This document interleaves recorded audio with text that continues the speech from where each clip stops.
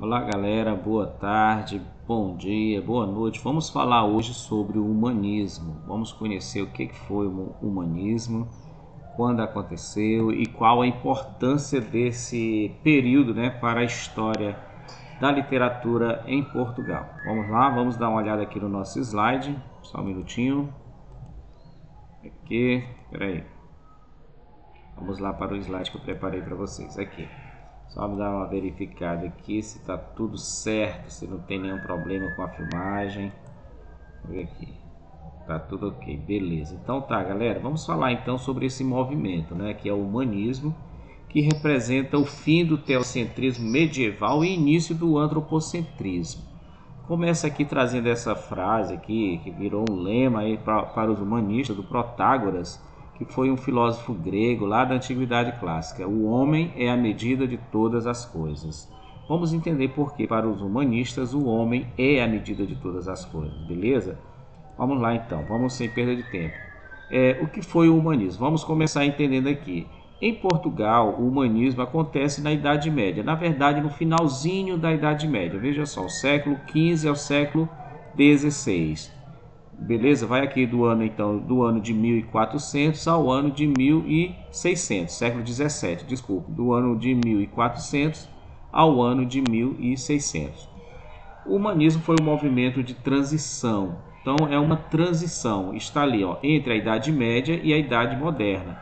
Então nós temos a Idade Média finalizando e está num processo ali que está sendo entrando em decadência os valores medievais e se constituindo uma nova sociedade, um novo mundo, uma nova era que é conhecida como a Idade Moderna. E nesse meio termo aí encontra-se o humanismo, certo? Então a gente pode dizer aqui que na literatura e na arte é o período que está entre o trovadorismo e o renascimento, que é os movimentos ligados à literatura e à arte. Como o próprio nome indica, esse período literário correspondeu aos ideais filosóficos, morais, estéticos que valorizam o homem. Então o humanismo é isso, galera, a grosso modo a gente dizendo aqui, é esse movimento estético literário que valoriza o ser humano. Eu trouxe aqui essa definição que eu achei muito interessante aqui desse site, que vocês podem ir lá conferir. Diz o seguinte, olha, o humanismo é uma filosofia moral que coloca os humanos como os principais numa escala de importância. É uma perspectiva comum a uma grande variedade de posturas éticas que atribuem a maior importância à dignidade, aspirações e capacidades humanas, particularmente à racionalidade. Embora a palavra possa ter diversos sentidos, os significados filosóficos essenciais destacam-se por contraposição ao apelo ao sobrenatural. Então, o humanismo seria aqui no significado filosófico, essencialmente, uma contraposição aos apelos sobrenaturais. Quem é que faz esse apelo ao sobrenatural, ao divino? A religião, não é isso? Uma autoridade superior ou a uma autoridade superior, um Deus. Então os humanistas seria aquele contraponto entre essa visão sobrenaturalista ligada a um ser superior, algo mais voltado para o humano. Então desde o século XIX, o humanismo tem sido associado ao anticlericalismo herdado dos filósofos iluministas do século XVIII. O termo abrange religiões não teístas organizadas. O humanismo secular é uma postura de vida humanista, Então, o humanismo está ligado a essa reação ao clero, à igreja, a todos os ditames da igreja que acontecia durante a Idade Média.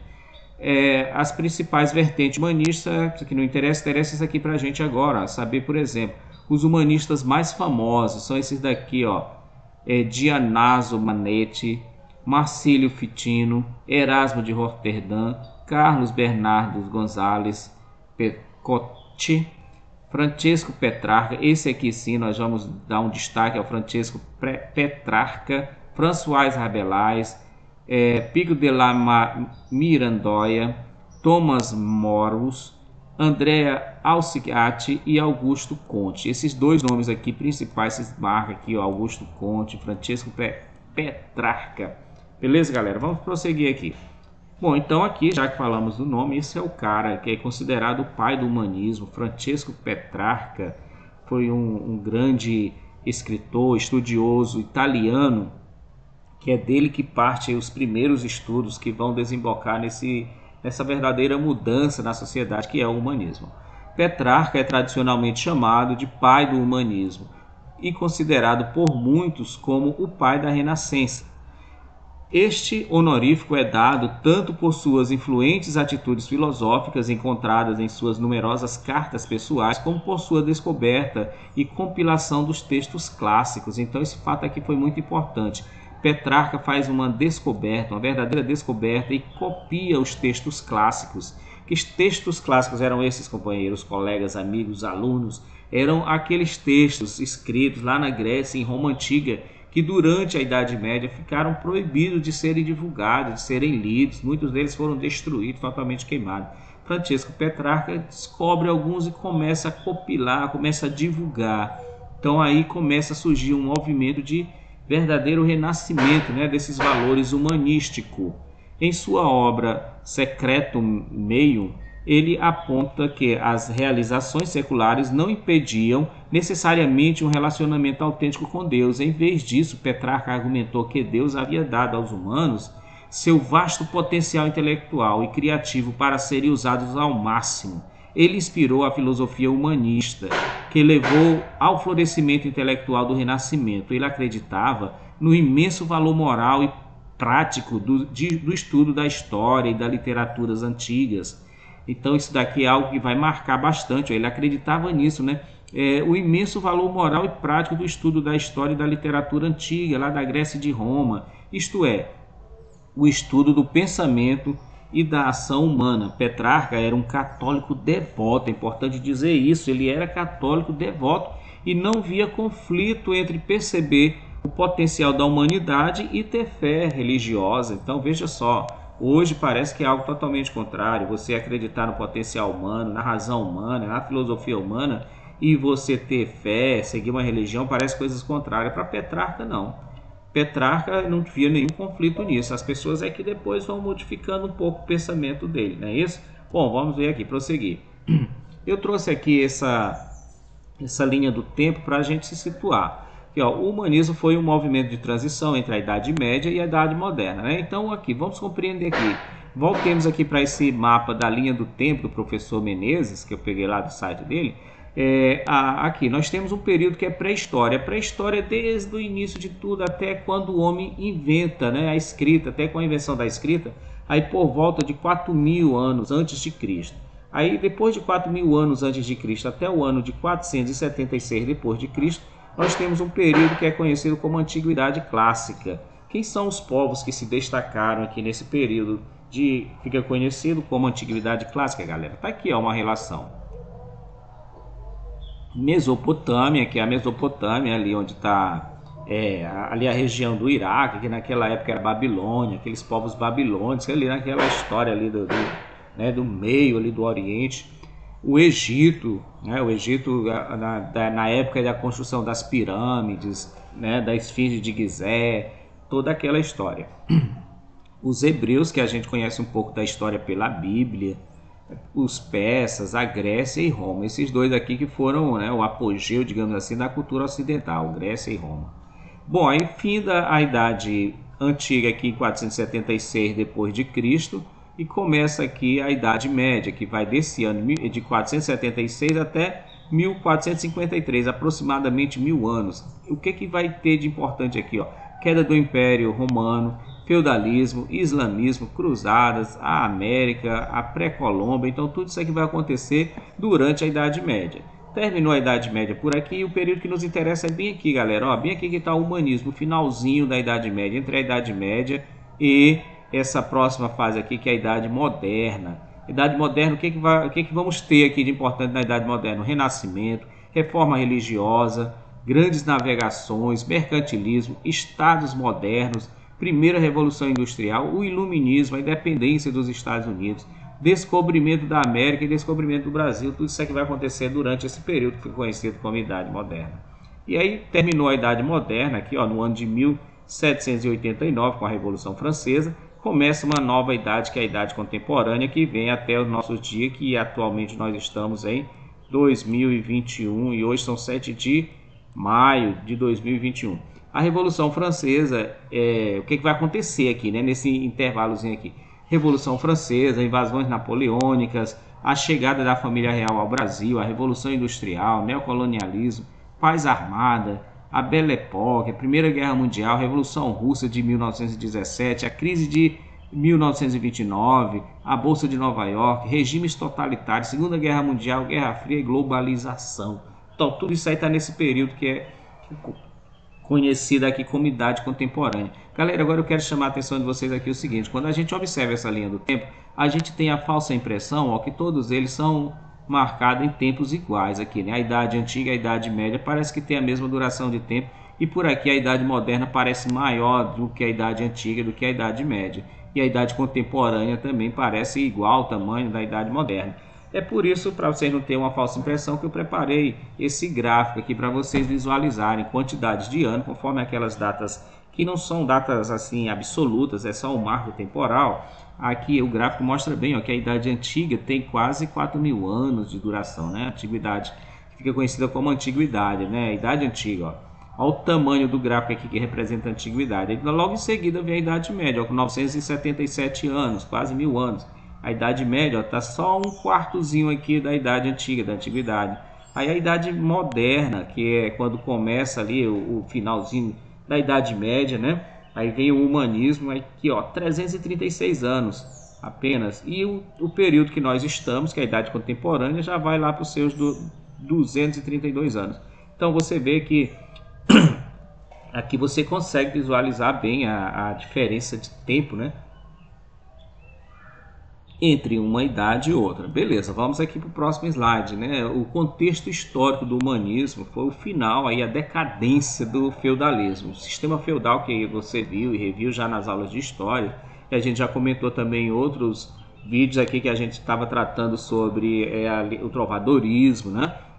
O sistema feudal era o sistema que perdurou durante toda a Idade Média, e aqui no finalzinho da Idade Média começa a sofrer a concorrência de uma nova classe social, que é a burguesia. E essa burguesia que antes vivia aqui às margens dos feudos começa a se fortalecer e começa a surgir como uma nova classe social, concorrendo com a própria nobreza, que competia com a nobreza pelo poder econômico e social. Na Idade Média nós tínhamos aqui o senhor feudal em cima, o clero logo mais abaixo, os nobres, e embaixo de tudo aqui tinha o povo excluído de tudo, né? Isso aqui era o sistema da sociedade medieval, que pode ser representado aqui por uma pirâmide. Então, nesse meio termo aqui, junto com o povo, tá os burgueses, que vão crescendo e vão disputando poder econômico social aqui com os nobres, né?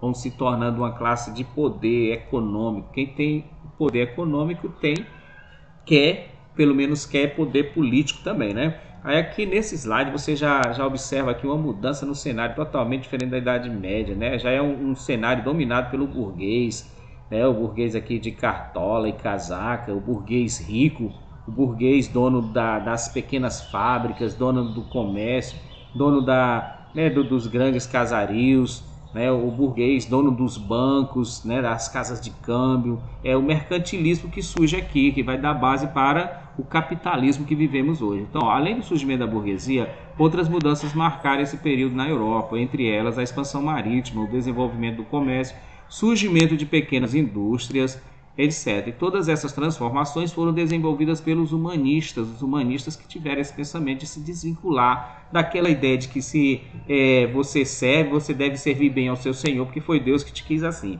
Assim, lentamente, a mentalidade medieval foi sendo deixada no passado, daquela sociedade teocêntrica dominada pela Igreja Católica. Essa mentalidade vai sendo cada vez mais deixada para trás, e o pensamento de que o homem é responsável pelo seu próprio destino começa a ganhar terreno cada vez mais.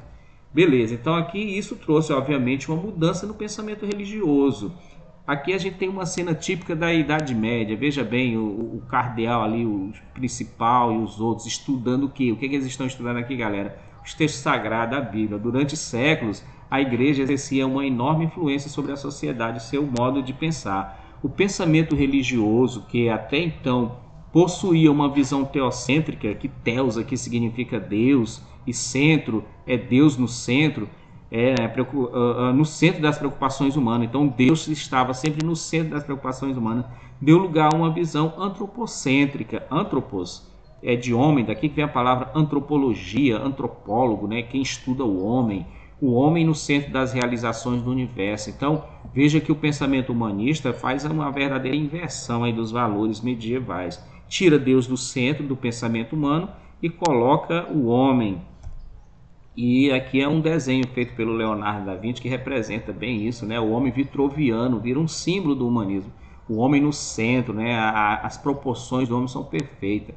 A visão antropocêntrica via o ser humano em sua real humanidade, uma humanidade real, não era uma humanidade imaginada, uma humanidade distorcida, né? Pelo pecado, que tinha que pagar por isso. Ó.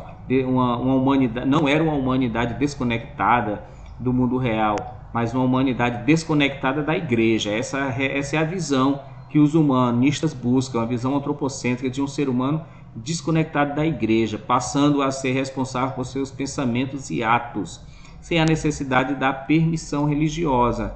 Não precisa mais da permissão do Papa para você poder viajar, para você se casar, para você lutar pelo poder e conquistar. Foi a liberdade, a verdadeira liberdade do humanismo.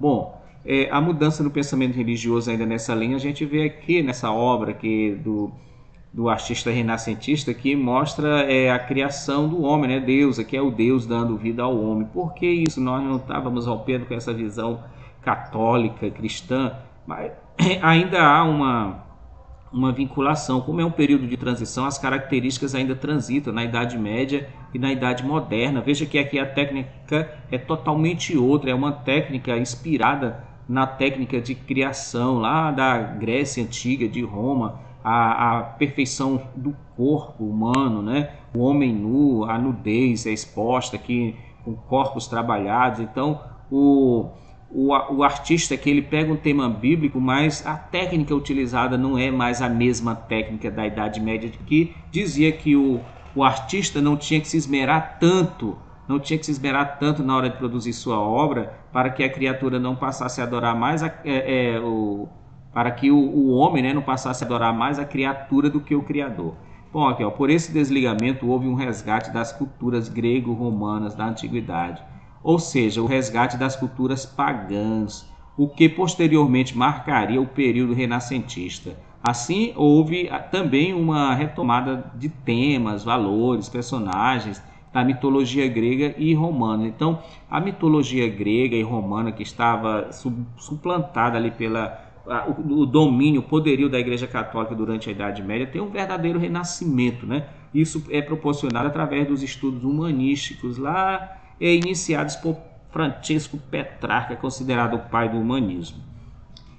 Bom, quais são as características desse tempo? Veja bem, na aquisição do conhecimento nós temos isso daqui, ó, o cientificismo e a racionalidade. Cientificismo, ou seja, nenhum conhecimento sobrenatural, nada que não seja naturalmente explicado, racionalmente compreendido, pode ser aceito como conhecimento. E essa cena aqui mostra algo que era proibido na Idade Média. Olha só, a dissecação de um cadáver. Aqui são médicos estudando o corpo humano para compreender o seu funcionamento de maneira racional. Tinha muitas ideias absurdas durante a Idade Média, como por exemplo que esterco colocado numa ferida poderia curar, coisa que aqui é totalmente descartada. Aqui a gente tem um conhecimento científico, racional. A retomada de modelos clássicos, né, das culturas da antiguidade. Há uma verdadeira revolução aqui na cultura, na arte, busca novamente os modelos clássicos, busca a beleza e a perfeição, valorização do corpo humano e das suas emoções. Isso daqui, principalmente na literatura e na arte, nós vamos ter isso aqui, ó, a valorização do corpo humano e das emoções humanas. Não é proibido você amar, você se apaixonar, você sofrer. Isso faz parte do ser humano, né? Aquele ser humano contido, contrito aos pés do Senhor, arrependido, é totalmente descartado aqui. Vamos supervalorizar as paixões, né? As paixões humanas. Aqui dentro da produção literária, então, galera, nós temos algo interessante aqui, né? Porque houve uma verdadeira revolução também nas produções literárias, e o que interessa para nós é isso daqui. Aquela literatura trovadoresca, reproduzindo a estrutura social, né, do sucerano, do vassalo, né, as cantigas de amor, cantiga de amigo, que eram feitas para serem tocadas, acompanhadas de instrumentos musicais, aquilo ali passa. A primeira revolução aqui é que a literatura, a poesia se desvincula da música. A poesia ela sai lá do meio do povão e vai para ser produzida dentro dos palácios, na corte. Então nós vamos ter aqui o que a gente vai chamar de poesia palaciana. Então veja bem, galera, aqui tem algo importante. Se a poesia saiu da rua, lá dos menestréis, né, dos grupos que andavam de cidade em cidade se apresentando, e agora são apresentados dentro da corte, ou seja, dentro dos palácios para a corte real, dentro do cenário palaciano, então é uma literatura que precisa ser melhor trabalhada. Aqui, ó, o período humanista possui produções literárias que mesclavam características medievais e modernas, né? Então é o que a gente vem dizendo sempre, é um período de transição. Digamos que aqui a gente tem um período que fica conhecido como Idade Média, e a gente está aqui num período que está começando outra coisa diferente da Idade Média, né? Esse período aqui, essa área de penumbra entre a Idade Média e a Idade Moderna, isso aqui que está o humanismo. Então é comum que o humanismo traga ainda características medievais e já tragam características que vão se firmar aqui num outro período, né? Então é um período de transição, então vai mesclar características medievais e modernas. E entre elas estavam aqui a poesia palaciana, né? Proveniente das cantigas trovadorescas. Então as cantigas palacianas, né? A poesia palaciana, na verdade, é uma evolução dessas cantigas trovadorescas. Digamos assim, é um aprimoramento com o tempo. O tempo foi aprimorando e foram se produzindo cada vez mais um tipo de poesia mais apurada, mais rebuscada. Possuía, porém, uma estrutura textual mais elaborada, com redondilhas, ambiguidades, aliterações, assonâncias, figuras de linguagem, idealismo, sensualidade, métrica, ritmo, expressividade. Não era mais acompanhada por música. Isso aqui é a principal característica. Marx aqui, galera. Isso aqui é importante demais. Mas feita para ser recitada dentro dos palácios. Veja só, ela era feita para ser recitada dentro dos palácios, por isso que recebe esse nome, poesia palaciana. E dentre essas produções, uma coletânea de poesia chamada Cancioneiro Geral reuniu 2.865 autores e foi publicada em 1516. Essa organização foi realizada pelo poeta português Garcia de Rezende. Garcia de Rezende foi o cara, ele escreveu, ele compilou muita da produção literária de Portugal daquela época do trovadorismo até aqui nessa época do humanismo. Olha só, 2.865 autores, isso feito à mão. Aí aqui, os principais temas presentes nesses tipos de produção eram os costumes da corte, temas religiosos, satíricos, líricos e heróicos. Nesse poema aqui que a gente vai ler, ó, é um tema lírico. Lirismo é de falar das emoções, dos sentimentos, de amor, de paixão. Então a gente tem isso presente aqui. Vamos ler essa poesia aqui que é do Aires Telles. É uma poesia, um exemplo de uma poesia palaciana desse autor aqui, Aires Telles. Diz o seguinte: meu amor, tanto vos quero, que deseja o coração mil coisas contra a razão. Porque, se vos não quisesse, como poderia ter desejo que me viesse do que nunca pode ser? Mas com quanto desespero, e em mim tanta afeição, que deseja o coração. Veja, galera, que aqui já tem um jogo, quase um silogismo aqui, né? Ele faz um questionamento aqui do coração, dos desejos, ó. O amor tanto vos quero, que deseja o coração mil coisas contra a razão. Ou seja, o coração que representa aqui as emoções, os sentimentos, quer mil coisas contra a razão. A razão aqui é o pensamento racional, né? Ou seja, a pessoa que se deixa levar pelas emoções é aquela pessoa que se deixa levar pelo coração. No entanto, a gente está aqui no momento que se valoriza o que? A razão. Então ele diz aqui, ó, meu amor, tanto vos quero, que deseja o coração mil coisas contra a razão. Ou seja, a tua razão, o teu racional está dizendo, não, aqui não dá certo, eu não quero isso, mas o coração, o desejo, a paixão está impulsionando para mil outras coisas.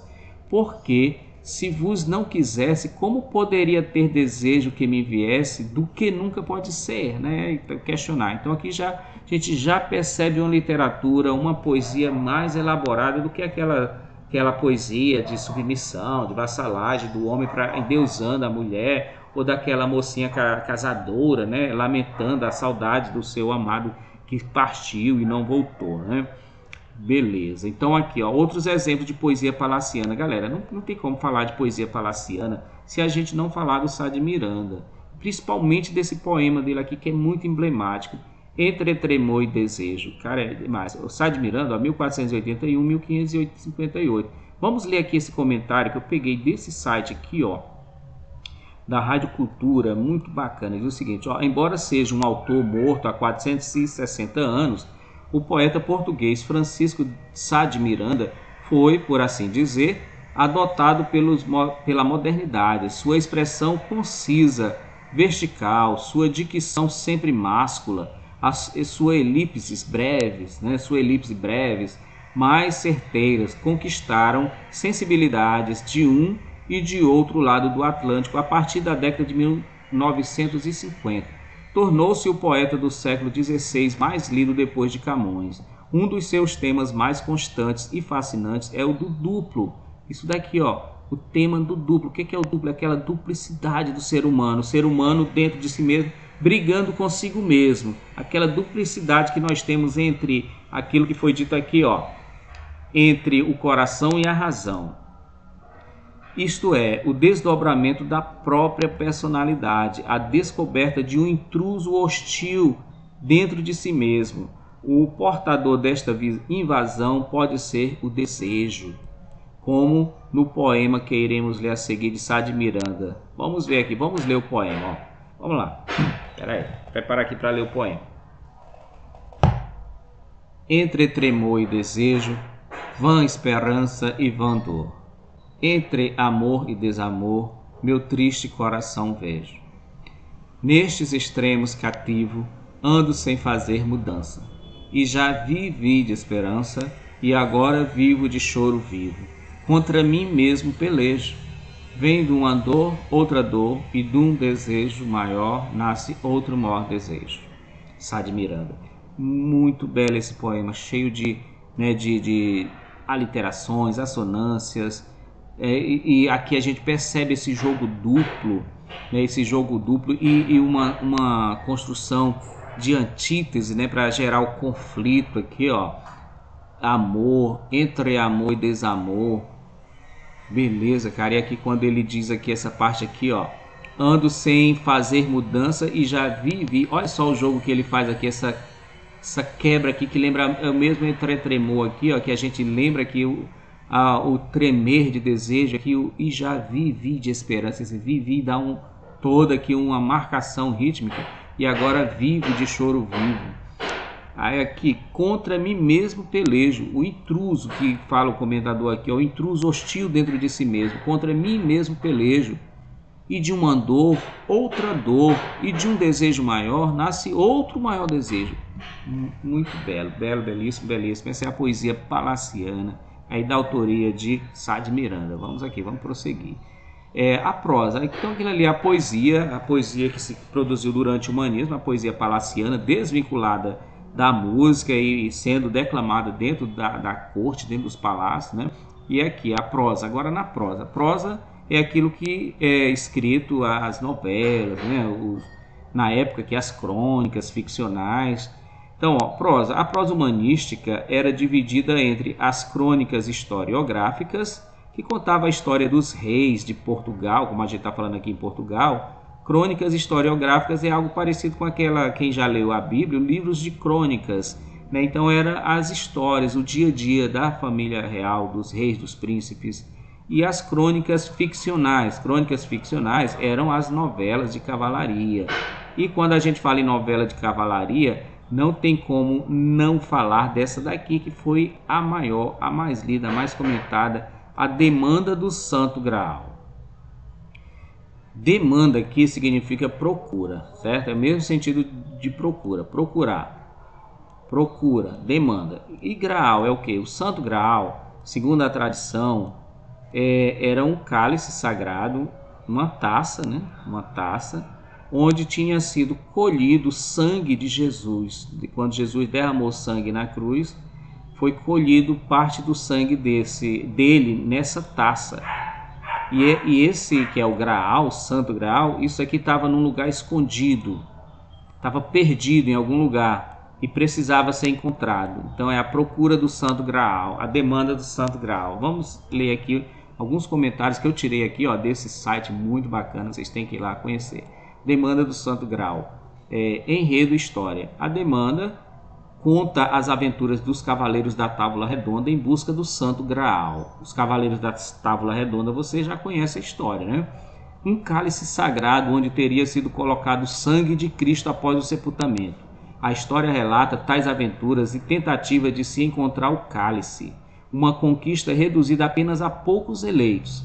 É possível perceber que apenas homens integralmente bons, puros e éticos poderiam ter êxito na busca. Os únicos cavaleiros que conseguem são Galaaz, Booz e Percival. Desses, Galaaz é o mais importante, pois ele é o homem visto como perfeito, virgem, capaz de vitórias impossíveis, bom e um exímio cavaleiro.